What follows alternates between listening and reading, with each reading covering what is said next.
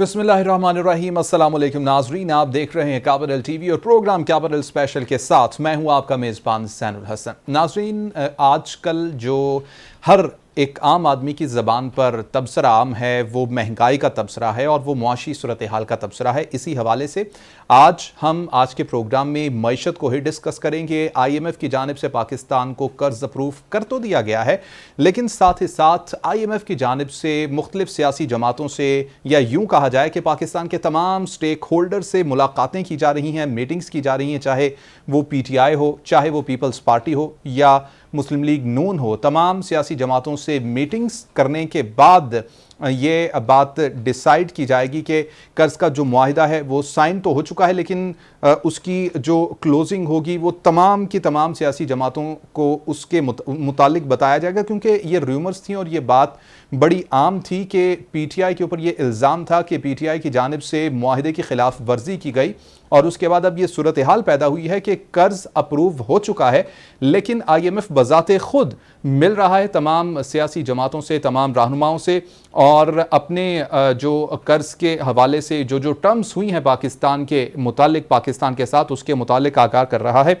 लेकिन इसके साथ साथ बड़ी स्पेकुलेशन ये थी कि जैसे ही IMF का कर्ज पास हो जाएगा, पाकिस्तान को पैसा मिल जाएगा, तो उसके बाद महंगाई की सूरत हाल में कुछ बेहतरी होगी, आम आदमी की ज़िंदगी में बेहतरी नज़र आएगी। ताहाल ऐसी कोई बेहतरी नज़र नहीं आ रही है, क्योंकि सालाना बुनियादों पर महंगाई की शरह में 28.55% इजाफा रिकॉर्ड किया गया है। गुज़िश्ता हफ्ते महंगाई की शरह में 0.70% इजाफा रिकॉर्ड किया गया है, यानी कि महंगाई में ताहाल इजाफा हो रहा है। और इसके साथ साथ आम आदमी खासी परेशानी और जदोजहद का शिकार है कि किस तरह से अपने रोज़मर्रा के मामलात को सरंजाम दे। हमारे साथ अब्दुल सत्तार खान साहब मौजूद हैं, सीनियर ज़ियाकार हैं, और इसके साथ साथ मेहताब हैदर भी हमें कुछ देर में ज्वाइन करेंगे। अभी प्रोग्राम के आगाज़ में सत्तार खान साहब आपकी जानिब आना चाहूँगा। बड़ी बड़ी बातें, बड़े बड़े दावे, इस IMF के मुआहिदे के साथ मुआहिदा साइन भी हो गया, लेकिन ये क्या कशमकश चल रही है कि IMF खुद तमाम सियासी जमातों के साथ मिल रही है? ये है कि हमारे यहाँ पे कुछ चीज़ें होती हैं जो सियासी तौर पर, सियासी जमात हो या हुक्मरान जमात हो, कोई भी कह लो, वो किसी चीज़ को इस तरीके से पेश करती हैं कि ऐसे लगता है कि जैसे ये काम अगर हो गया तो हमारे मसाइल हल हो जाएंगे। अब गलती ये हुई, गलती ये इसी हुकूमत के साथ नहीं, हर दौर की हुकूमत के साथ होती है कि वो इस तरह से एक चीज़ की प्रोजेक्शन करती है कि बस ये एक काम हो जाए ना, फिर आपके मसाइल जो है ना वो हल होना शुरू हो जाएंगे। अब ये IMF के साथ हो गया। अब कोई इस हुकूमत से पूछे कि आपका सबसे बड़ा इम्तहान, इससे पहले भी मैं कह चुका हूँ, बड़ा इम्तहान क्या है आने वाले वक्त में जो इलेक्शन होंगे। इलेक्शन में वोट किसने डालना है? जिसका वोट बना हुआ है। अब जिसका वोट बना हुआ है, जिसने इलेक्शन में जाके वोट डालना है, तो अब आपने उसकी मुश्किलात में जो एकदम से बढ़ी हैं, बढ़ती तो रही हैं, हर दौर में बढ़ती रही हैं, वो मज़ीद बढ़ गई। अब आपको IMF के जो एग्रीमेंट हुआ है, आपको पैसे मिले हैं, तो क्या उस बंदे के लिए जिसने वोट डालना है आने वाले वक्तों में, जब कभी भी इंतखाबात हो, ये कह रहे हैं अक्टूबर को, हम समझते हैं अक्टूबर को नहीं होने होंगे, तो हमें क्या पता कि नहीं होने, लेकिन हम कह रहे हैं कि अक्टूबर का इन्होंने खुद ऐलान किया है, अक्टूबर के पैसे भी इन्होंने इलेक्शन कमीशन ऑफ पाकिस्तान को दे दिए। तो जिस वोटर ने जाके वोट डालना है, अगर IMF के साथ एग्रीमेंट में उसे सहूलत ना मिली तो वो तो आपको वोट नहीं डालेगा। आज के दौर की हुकूमत को उसने वोट नहीं डालना, वो तो तंग आया हुआ है। वो इस चीज़ों में बारीकियों में नहीं जाएगा कि ख़राबी किसकी थी, कमी किसकी थी, खामियां किसकी थी, नाकामी किसकी थी। वो तो ये देख रहा है कि आज के दौर में ये बैठे हुए लोग और ये कह रहे हैं हमें वोट भी दो, हम आपको सहूलत देंगे तो ये वोट देगा। अब वो IMF के साथ एग्रीमेंट के बाद वो IMF एक और चीज़ कर रहा है, जो राउंड ले रहा है IMF स्टेक होल्डर के साथ, जैसे आपने कहा कि सियासी जमातों से मिल के बातचीत करना, तो IMF चाहता क्या है, इसका तासुर लोगों पे क्या जाएगा कि IMF दो तीन चीज़ें हो सकती हैं। अब यकीनी तौर पे तो हम एक चीज़ पे नहीं आ सकते, लेकिन हम कहते हैं कि कुछ चीज़ें हो सकती हैं, जिसमें ये भी चीज़ हो सकती है कि आने वाले वक्तों में किसकी हुकूमत बनती है। अभी तक तो किसी को नहीं पता कि हुकूमत किसकी बननी है, वोट किसको पड़ेंगे, इंतखाबात कौन जीतेगा। तो उन्होंने कहा कोई भी जीते, कम अज़ कम हम ये कह रहे हैं कि आप पर हम हमेशा ही मेहरबानी करते थे, पैसों की आपको ज़रूरत पड़ती थी, उधार लेने के लिए आप हमारे पीछे आते थे। उसके बाद बातें इस तरीके से की जाती थी जैसे लगता था कि शायद हमने उधार आपसे लिया, आपने हमसे नहीं लिया उधार। ये एक हमारे यहाँ तरीका है ना कि आईएमएफ के ऊपर हम जब चढ़ाई करते हैं तो विदाउट रियलाइजिंग कि हम आईएमएफ की तरफ तो हम भागते हैं, चाहे वो कोई भी हुकूमत हो, आईएमएफ की तरफ तो हम जाते हैं ना। कोई ये तो नहीं होती कि आईएमएफ ने कोई दाना डाल दिया, उसको चुगने के लिए हम आगे बढ़े तो उन्होंने हमें जाल में फंसा लिया। हम बयान ऐसे ही करते हैं, ऐसे लगता है कि ऐसे आईएमएफ की कोई बहुत बड़ी प्लानिंग थी, बड़ी श्रूड किस्म की प्लानिंग थी, बड़े कनिंग लोग बैठे हुए हैं, वो देख रहे हैं पाकिस्तान को घेरना कैसे। हम प्रोजेक्शन ऐसे करते हैं, भाई मेरी ज़रूरत है, मुझे पैसों की ज़रूरत है, मैं किसी से उधार लेता हूँ तो मेरी ज़रूरत है यार, मैं मजबूर होकर किसी के पास गया उधार लेने के लिए, अब मैं मजबूर होकर किसी के पास उधार लेने जा रहा हूँ, ज़रूरत मेरी है, उसके बाद मैं प्रोजेक्शन क्या कर रहा हूँ, इनने मैनू घेरिया है। अब ये अजीब सी बात है कि दुनिया के पास और कोई काम नहीं रह गया, आईएमएफ के पास कोई और काम नहीं रह गया, जिसके पास जाओगे उधार मांगोगे वो शर्तें लगाएगा, आप शर्तें मानोगे तो उधार देगा आपको, आप शर्तें मान लेते हो उसके बाद आप पूरी नहीं कर सकते, फिर आप आईएमएफ पे चढ़ जाते हो। अब आईएमएफ क्या कर रहा है, हर एक से मिलता जा रहा है। लोगों के ज़हन में तासुर क्या आ रहा होगा कि यार आईएमएफ को भी नहीं पता कि आने वाले वक्तों में किसने जीत के आना है, किसकी हुकूमत बनेगी, कौन हुक्मरान जमात होगी। हम पहले से कहेंगे कि भाईजान ये शरायत आप लोगों ने कबूल कर ली हैं, आपने को इसको निभाना पड़ेगा। वो क्या सिचुएशन बनी होगी जिस सिचुएशन में आईएमएफ को आके एक एक के साथ मेरी अगर जहन अगर आप वो कर दें, ज़रा मदद कर दें। इससे पहले ऐसा कभी हुआ है कि आईएमएफ इस तरह से तमाम स्टेक होल्डर के साथ, तमाम सियासी जमातों के साथ मिल रही हो, पहले कभी हुआ है? अगर हुआ है तो बता दो, मुझे याद नहीं आ रहा कि पहले कभी ऐसे हुआ है। अब ये भी एक बड़ी अजीब सी बात लगती है कि जिस हुकूमत के साथ आपके शराइत तय होते हैं, जिस हुकूमत आपकी मिन्नतें कर रही थी, उसके साथ अल्टीमेटली आप मान जाते हो। हुकूमत कितना मानी है कितना नहीं मानी मुझे इसका नहीं पता, हर एक चीज़ मानी होगी या कुछ चीज़ें रह गई होंगी। अब आप उसको, उसके बावजूद आप आके एक राउंड लगाते हो, आप मुझे ही मिल रहे हो, जैन को भी मिल रहे हो, फलाने को मिल रहे हो, फलाने को मिल रहे हो, तो that is something very awkward. लफ्ज़ आना चाहिए वेरी ऑकवर्ड। कुछ लगता है अगर दुनिया को पता चलेगा कि आईएमएफ सियासी जमातों के साथ मुलाकातें कर रही है। खान साहब एक तासुर ये भी जाता है कि एतबार की कमी है उनको, शायद पाकिस्तान के किसी सियासतदान पे या इन अदर वर्ड्स किसी पाकिस्तानी पर एतमाद ही नहीं रहा। शामिल गुफ्तगू कर लेते हैं, मेहताब हैदर साहब को ज्वाइन कर चुके हैं। मेहताब साहब आपने पहले भी गुफ्तगू सुनी और आपसे हम तज्जिया लेते रहते हैं मुआशी मामलात के ऊपर। सर ये बताइएगा, आईएमएफ के दिमाग में अभी भी कोई कन्फ्यूजन चल रही है कि जो फर्दन मुलाकात की जा रही है तमाम स्टेक होल्डर्स के साथ पाकिस्तान में?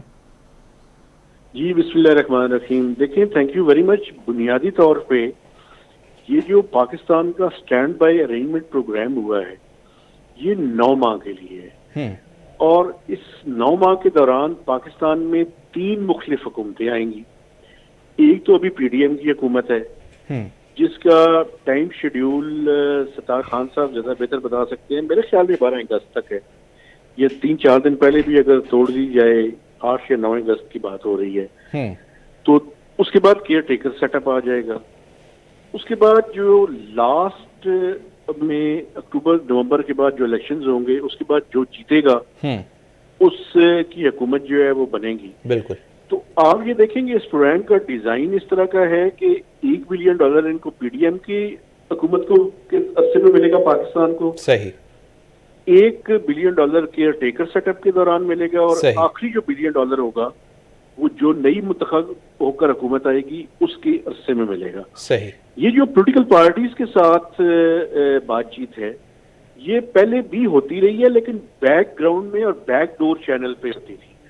इसको पब्लिकली आईएमएफ कभी अनाउंस नहीं करता था। लास्ट टाइम मुझे याद है कि जब पीटीआई के अरसे में 2019 में इन्होंने पाकिस्तान और आईएमएफ ने प्रोग्राम साइन किया था, तो उस टाइम वो नेशनल असेंबली की स्टैंडिंग कमेटी ऑन फाइनेंस की एक मीटिंग में ब्रीफिंग देने के लिए आए थे आईएमएफ के प्रोग्राम के बारे में।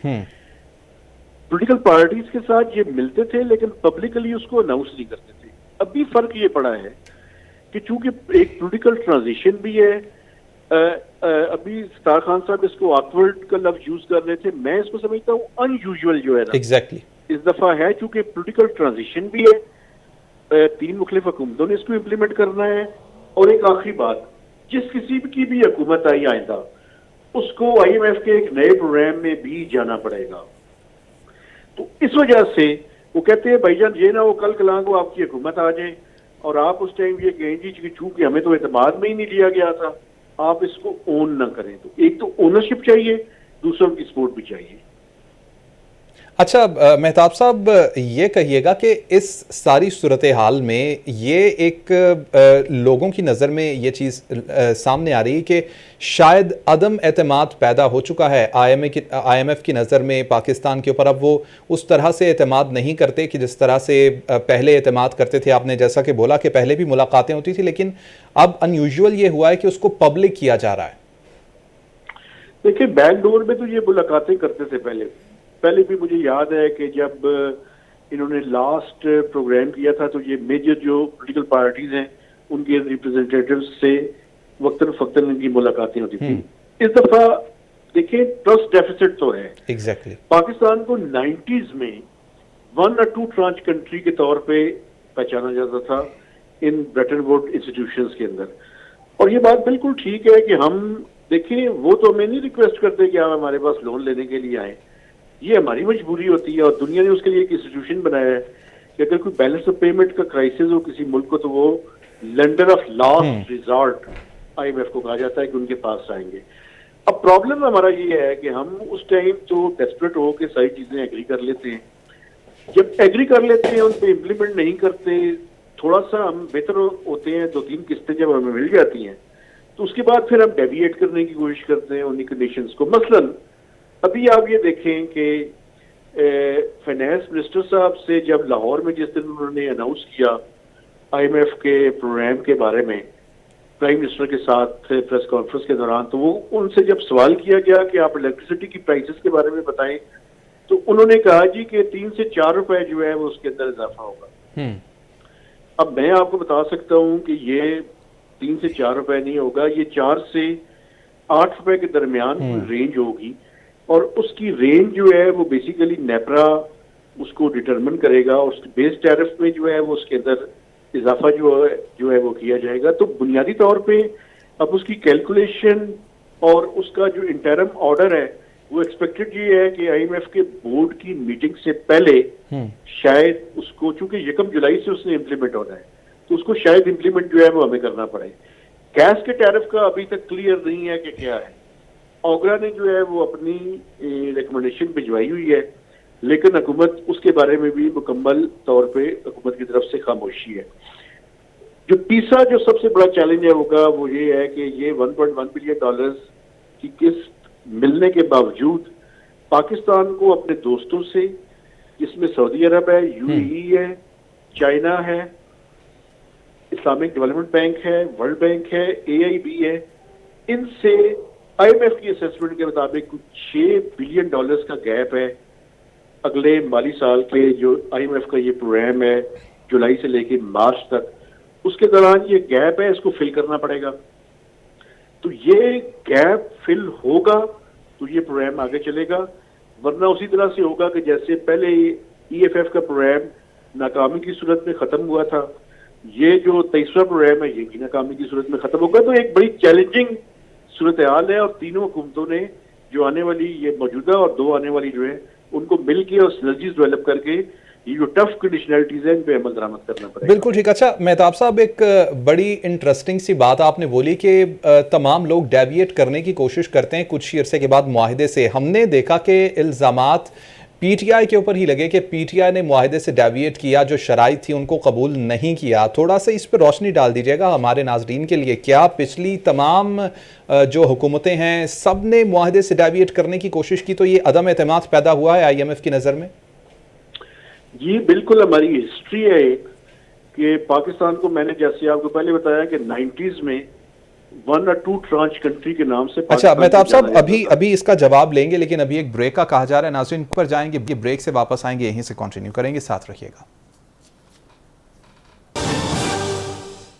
वेलकम बैक नाजरीन। मुआशी सूरत हाल के ऊपर बात कर रहे हैं। मेहताब हैदर साहब हमारे साथ मौजूद हैं और अब्दुल सत्तार खान साहब हमारे साथ मौजूद हैं स्टूडियोज़ के अंदर। मेहताब हैदर साहब, बात ये चल रही थी कि डेविएट किया गया, मुआहिदों से और शराइत को नहीं माना गया। ये कहिएगा कि क्या तमाम पिछली हुकूमतों की जानिब से शराइत को कोई ना कोई ऐसी चीज़ थी कि जिसको निगलेक्ट किया गया, माना नहीं गया, जो शराइत मानी गई उसके ऊपर अमल नहीं किया गया और उसके बाद ये अदम एतमाद पैदा हुआ? और अगर ऐसी ही बात है तो फिर सिर्फ PTI ही क्यों हाईलाइट हुई पिछले दौरे हुकूमत में?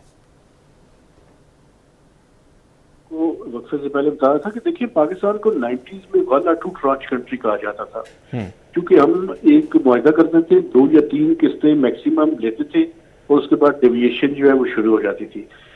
PTI का इशू ये था कि इन्होंने अपना जो लास्ट IMF का प्रोग्राम था, इसके ऊपर जो प्रोग्राम को डिजाइन करते हुए आपको मैं याद दहानी करवाना चाहता हूँ कि उस टाइम सेक्रेटरी फाइनेंस को, चेयरमैन FBR को और गवर्नर स्टेट बैंक को एंड उस वक्त तब्दील किया गया जब 2019 में ये प्रोग्राम फाइनल हुआ था। सही। एक तो पहली ये बात है, उसके बुनियादी डिजाइन के अंदर प्रॉब्लम्स हुई, उसके नतीजे में आपने देखा कि प्रोग्राम को इम्प्लीमेंट करने में भी उनको मुश्किल हुई। लेकिन जब हुकूमत खत्म हो रही थी इनकी, नो कॉन्फिडेंस से पहले, तो उन्होंने ऑयल की प्राइसेस को कम कर दिया, उनको फ्रीज कर दिया, इलेक्ट्रिसिटी की प्राइसेस को भी कम कर दिया इन्होंने।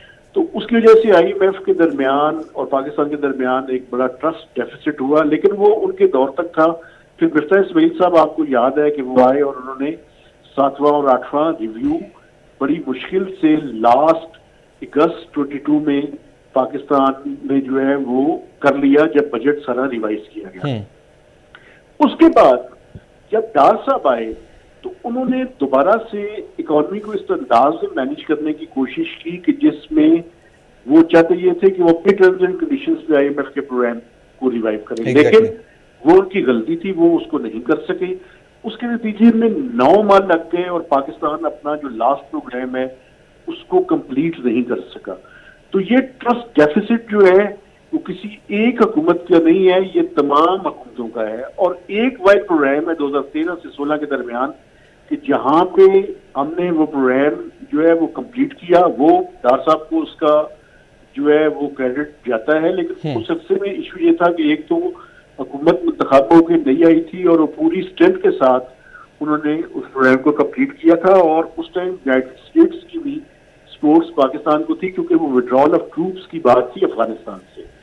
अब तो एक तो जियो पॉलिटिकल सिचुएशन जो है वो भी हमारे हक में नहीं है और हम खुद भी प्रोग्राम से डेविएट करने की कोशिश करते हैं, तो इस वजह से हमारी प्रॉब्लम्स जो हैं वो एग्रीवेट हो रही हैं।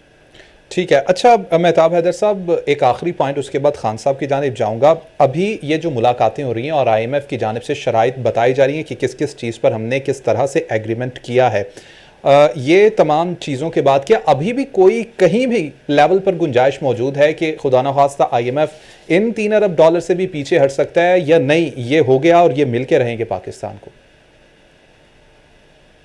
देखिए, बुनियादी तौर पे IMF का जो प्रोग्राम है इसमें $1 बिलियन की किस्त जो है स्टाफ लेवल एग्रीमेंट हुआ है और ये स्टाफ लेवल एग्रीमेंट जो है उसमें $1.1 बिलियन की पहली किस्त मिलेगी।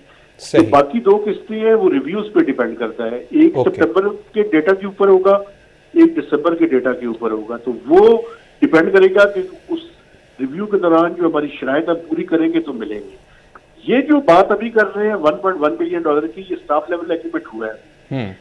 बोर्ड की मीटिंग पाकिस्तान की अथॉरिटीज ये कह रही हैं कि 12 जुलाई को कंफर्म है, लेकिन IMF अपना एक कैलेंडर जारी करता है। उस कैलेंडर में अभी तक उन्होंने पाकिस्तान का ये आइडेंटिफाई नहीं किया हुआ कि पाकिस्तान का जो रिक्वेस्ट है वो 12 जुलाई को अपने एग्जीक्यूटिव बोर्ड में जा रही है ये नहीं जा रही। जब मैं आपसे बात कर रहा हूँ इससे कोई आधा घंटा पहले मैंने चेक किया था, उनके कैलेंडर के ऊपर अभी तक पाकिस्तान का जो स्टैंड बाय अरेंजमेंट की रिक्वेस्ट है वो अभी तक उन्होंने शामिल नहीं की। सही। इसी के ऊपर मैं रुख करूँगा सत्तार खान साहब की जानिब। सत्तार खान साहब, फ़र्दन मुलाकातें भी हो रही हैं और फ़र्दन बताया भी जा रहा है तमाम सियासी जमातों को कि किस तरह से IMF के साथ शराइत तय हुई हैं और किस तरह से मामलात आगे बढ़ेंगे। आप समझते हैं कि अब मेहताब हैदर साहब की गुफ्तगू भी आपने सुनी, उन्होंने कहा कि $1.1 बिलियन का तो स्टाफ लेवल हो गया, लेकिन जो बकाया की आगे के पैसे हैं वो रिव्यू के बाद उसको देखा जाएगा। आप समझते हैं कि तमाम सियासी जो जमातें हैं वो IMF की इन शराइत पर जिसके ऊपर ये मुआहिदा हुआ है, मिसाके मईशत की बार बार बात तो की जाती है, कम से कम IMF के इस मुआहिदे के ऊपर एक पेज पर आ जाएंगी? सब पूरी दुनिया में होता है कि एक पॉलिटिकल कल्चर होता है। पॉलिटिकल कल्चर में भला क्या होता है, अपनी परफॉर्मेंस देनी है और अपने मुखालिफ के लिए स्पेस रखनी है। ये इन ए वे देखा जाए पूरी दुनिया में जो सिस्टम होता है, जो सियासत का कोई भी सिस्टम हो, कोई भी निज़ाम हो, जैसे हमारे यहाँ है ना, वैसे ही या इससे मिलता जुलता या दूसरी तरह का निज़ाम हो। हमारे यहाँ होता क्या है कि पॉलिटिकल कल्चर इस तरह का बन चुका है कि मैंने हर हाल में, हर एक वक्त में 24 के 24 घंटे मैंने एक चीज़ करनी है कि मैंने अपना बताना है कि मैं हूँ और बाकी जो है ना वो फारग है। अब बाकी फारग होने की ये नौबत आ जाती है कि जब आप इस तरह की प्रोजेक्शन करते हो तो ये सूरत हाल बन जाती है कि आप खाम में सबकी निगाहें अपनी तरफ मतवज्जो करने की कोशिश करते हो, जो कि अच्छा नहीं होता। ये ज़रूरी नहीं कि मैं 24 के 24 घंटे बस मेरी बात हो। अब ये जब मेहताब हैदर कह रहे हैं कि डेविएट करते हैं, अब डेविएट करना एक ऐसी बात है, अगर खुदा ना खास्ता मैं किसी से उधार ले लूँ, मैं उसे डेविएट कर दूँ, मेरे घर पहुँच जाएगा यार, खुदाई कसम, वो पूरे महल्ले में जलील कर देगा, मेरे पल्ले कुछ नहीं रहेगा।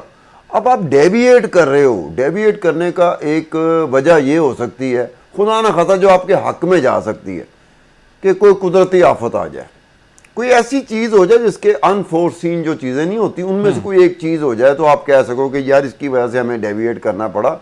और वो भी आपको अलाउंस दे सकते हैं, रूम दे सकते हैं, गुंजाइश दे सकते हैं कि यार इनके पास इसके अलावा कोई चारा नहीं था। अब ट्रस्ट डेफिसिट वो कहते हैं कि IMF के साथ पाकिस्तान का ट्रस्ट डेफिसिट, उससे पहले ये है कि हमारे यहाँ जो स्टेक होल्डर, जिसको तो आप कह रहे थे ना स्टेक, इनका आपस में ट्रस्ट डेफिसिट ने। अब आप जब इस हालत में बैठे हो कि मैं हर बुराई की जो जड़ है ना अपने मुखालिफ को डिक्लेयर कर रहा हूं, तो उसमें गुंजाइश कहाँ रह जाती है यार? जिसको मौका मिलेगा, क्योंकि हर बंदा तो मौके की ताड़ में है, हर सियासी जमात मौके की ताड़ में है, वो कहता मुझे बस मौका मिलना चाहिए, मैं अगले के परखचे उड़ा दूंगा। मेरा जो मुखालिफ है, हर एक की सोच ये बनी हुई है कि मैंने इसके परखचे उड़ाने में मुझे थोड़ा सा मौका मिल जाए, मेरी गुड्डी चढ़ जाएगी। अब इन हालात में कैसे हो सकता है? चाहे IMF हो, IMF की तो मेहरबानी है, वो फिर भी खुदाई कसम हमारी रिक्वेस्ट को फिर भी वो कंसिडर कर लेती है। डेविएट करने का मतलब क्या है कि दोबारा आपकी तरफ देखा ना जाए, आप मिन्नतें कर लो, जाके पाँव पड़ जाओ। एग्जैक्टली भाई डेविएट कर रहे हैं ना, कोई एक बात कि आप पहले दिन से आप डेविएट कर रहे हो, और डेविएट करने का पूरा रिकॉर्ड IMF की ऑफिशियल साइट में महफूज होता है। दुनिया का कोई बंदा भी जिसको सर्च इंजन लगाना आता है ना, वो जाके झांक सकता है, वो सारी चीज़ डॉक्यूमेंटेशन देख सकता है कि कौन कौन सा मुल्क है जो डेविएट करता है और किस वजह से डेविएट कर रहा है। उसमें तो हमारे पल्ले कुछ नहीं रहता। तभी हम जैसा बंदा आगे, मेरे जैसा बंदा आगे टीवी में कह रहा होता है कि यार IMF तो बड़ी मेहरबानी है उसकी, फिर भी मेहरबानी करने को तैयार हो जाता है। ये तो मुशक्कत उनको झेलनी पड़ी है। यहाँ हमारे उल्टा एक किस्म की हम थ्योरी देते हैं, रिवर्स साइकोलॉजी में चले जाते हैं। अब रिवर्स साइकोलॉजी एक अजीब और गरीब चीज़ होती है जो आपको भी तबाह कर देती है, आपके मुखालिफ को तो नुकसान पहुँचाएगी, आपको खुद को भी तबाह कर देगी। रिवर्स साइकोलॉजी में हम चले जाते हैं। फिर हम प्रोजेक्शन जैसे ये क्या नाम है ये वजीर ख़जाना साहब का, आपको पता होगा, इसहाक डार साहब। अब इसहाक डार साहब की टोन देखें आप कि इस दौरान की टोन कैसे बदलती थी, टोन एंड टेनर उनका ऐसे बदलता था कि मुझे शक होना शुरू होता था कि मेरे ख्याल में IMF ने इसहाक डार से ज़ाती तौर पे 500 रुपये मांग लिए कि इसहाक डार इस लबो लहजे में आते थे। आप वजीर ख़जाना हो, एक आम बंदा है वो गुस्से में आ सकता है, वजीर ख़जाना गुस्से में आ रहा है, बुरा मना रहा है और एक ऐसी बात कर रहा है कि IMF समझती क्या है अपने आप को। ओ भाई ज़रूरत हमारी है, मजबूरी हमारी है, हम गए उसके पास, तरले मिन्नतें हम कर रहे हैं, उनकी वजह से हम ये समझ रहे हैं कि अगर उन्होंने मदद ना की हमारी, अगर उन्होंने रिलीज़ ना की, किस्त अदा ना की, तो हमारे यहाँ पता नहीं क्या सूरत हाल हो जाएगी। उस सूरत हाल में आप गुस्से का इजहार कर रहे हो, आप गुस्से में आ रहे हो। मतलब वज़ीर ख़जाना को गुस्से में आना, घर में गुस्से में आए, प्राइवेटली गुस्से में आए, दोस्तों के साथ बैठा हो तो गुस्से में आ गए। जब पब्लिक चीज़ें कर रहा है, जब पब्लिक को एड्रेस कर रहा है, जब वो मीडिया से गुफ्तगू कर रहा है, लोगों को बता रहा है, उसमें गुस्से में आने की क्या बात है, ज़रूरत है। तो इसहाक डार जैसा बंदा गुस्से में आके बात कर रहा था, बड़ा अजीब सा लग रहा था मुझे कि यार हमें तो तहम्मुल से काम इसलिए लेना चाहिए कि हम मांगते हैं, हम मांगने वाले हैं, हम देने वाले नहीं हैं। देने वाला कोई भी रवैया अख्तियार कर सकता है, जो दे रहा होता है वो कोई भी रवैया अख्तियार कर सकता है, जो ले रहा होता है उसका रवैया और तरह का होना चाहिए यार। वो उस तरह का रवैया इसहाक डार साहब की गुफ्तगू में कई दफ़ा ऐसा लगा है कि वो रवैया ही नहीं है। खान साहब, उनके रवैये से कुछ इस तरह की भी स्मेल आती है कि शायद उनको ये लगता था कि मैं कर लूँगा मामलात को, अपने तौर पर ट्विस्ट कर लूँगा जिस तरह मैं चाहता हूँ, लेकिन एट द एंड जब वो आए और उनको ये पता चला कि मैं मामलात को नहीं उस तरह से चला सकता, तो एक इसको कहा जाए कि उनकी जानिब से गुस्से का इजहार इसलिए भी किया गया कि यार जो मैं सोच कर आया था वैसा तो बिल्कुल भी ना हो पाया। जैन साहब, आप मेरे साथ शो में बैठते हैं, आप ना बैठे हो, मैं कल्ला बैठा हूँ, दुनिया देख लेगी मैं शो कर सकूँगा नहीं कर सकूँगा। ये इसहाक डार साहब को कहाँ से हुआ कि वो कल्ले कर जाएंगे जी? उनके पास कोई गिद्दड़ सिंगी है जो किसी को समझ नहीं आएगी, वो सुंघाएंगे IMF को तो कर जाएंगे। एग्जैक्टली वो अपनी एक्सपर्टीज, अपनी महारत अपनी जगह पर होती है, लेकिन उसका इस्तेमाल का एक वक्त होता है, उसमें आप इस्तेमाल करते हैं, हर वक्त नहीं इस्तेमाल कर सकते। मेरे जैसा बंदा कई जगह पे नाकाम होता है कि मैं कहता हूँ मेरी इन्वेस्टिगेशन मुकम्मल नहीं हुई, उस वक्त डिमांड कर दी जाती है कि जी आप दें, मैं कही मेरी पूरी नहीं हुई, उसमें शगाफ पड़े हुए हैं, उसमें गैप पड़े हुए हैं, लिंक्स नहीं मिल रहे, मैं नहीं दे सकता। तो आपकी जो स्किल सेट है, आपकी जो महारत है, वो 24 के 24 घंटे नहीं चल सकती, वो खास मौकों पे चलती है। इसहाक डार साहब को ये भी ज़हन में रखना चाहिए था। मैं कह रहा हूँ कि प्राइवेटली गुस्से का इजहार करें, गुस्से का इजहार ज़रूर करें, मीडिया पर आकर और सामने इस तरह से इजहार करना बिल्कुल मुनासिब नहीं। बहुत शुक्रिया अब्दुल सत्तार खान साहब, मेहताब हैदर साहब हमारे साथ शो में मौजूद थे। नाज़रीन, प्रोग्राम आपने देखा, फीडबैक ज़रूर दीजिएगा। अल्लाह निगहबान।